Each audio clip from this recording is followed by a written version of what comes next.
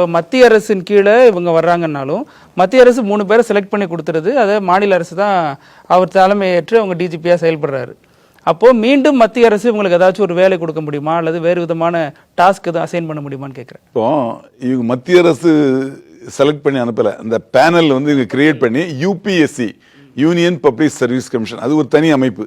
நம்ம TNPSC Tamil Nadu public service commission இருக்கு இல்லையா, அது மாதிரி ஒரு தனி அமைப்பு. அவங்க தான் ஐஏஎஸ் ஐபிஎஸ் ஐஆர்எஸ் இந்த மாதிரி உள்ள செலெக்ஷன்லாம் அவங்க தான் பண்ணுறாங்க.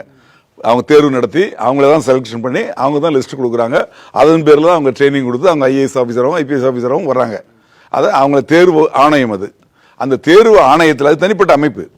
அவங்க அதில் இந்த கொடுக்குற லிஸ்ட்டில் யார் அது டாப், அதாவது சீனியாரிட்டி படியும் இவங்க பேரில் அலிகேஷன்ஸ் இருக்கா, பிரச்சனைகள் இருக்கா அப்படிங்கிறதெல்லாம் பார்த்து ஒரு 3 பேர் அவங்க கொடுக்குறாங்க. அதுக்கும் மத்திய அரசுக்கும் எந்த சம்மந்தமும் கிடையாது. அந்த 3 பேரில் ஒருத்தரை யாரை வேணாலும் சரி தமிழக அரசு நம்ம அதாவது மாநில அரசு நியமிச்சுக்கலாம்.